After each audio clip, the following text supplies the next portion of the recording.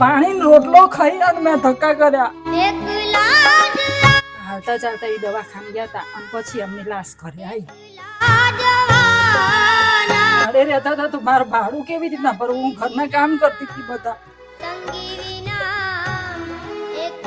પીરસવા જતી રહેતી હતી. કોક લઈ જાય રસોડા કરવા માટે તો રસોડે જતી રહેતી હતી. પછી નાની માર છોકરી હવે એને મૂકી મૂકીને હું ક્યાં જાઉં? ના બેન, રડશો નહીં બેન. એ જતો રહું. હા, વેકેશનમાં નોકરીએ લાગી જાય બચારો. અત્યારે નોકરી જ છું, વેકેશન છે તે.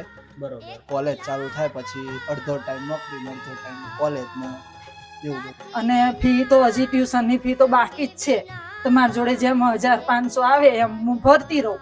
કેટલી ફી બાકી છે બેન? મારો 10,000 બાકી છે. હજી 10,000 ફી બાકી છે. બાકી છે. આમ કે ના આના સ્કૂલના બૂટ લેવા હતા તો મેં બૂટ લઈ દીધા, પણ મેં ઉપાડ કરીને લઈ દીધા એનો. બરોબર. તો આ પરિવારને જે હેલ્પની જરૂર છે, જો કોઈ પરિવાર કોઈ આ પરિવાર માટે હેલ્પ કરવા માંગતો હોય, બેન પોતે મહેનત પણ કરે છે, પણ એના બાળકોને જો ભણાવી શકે ને તો એના બાળકો આગળ જઈ શકે.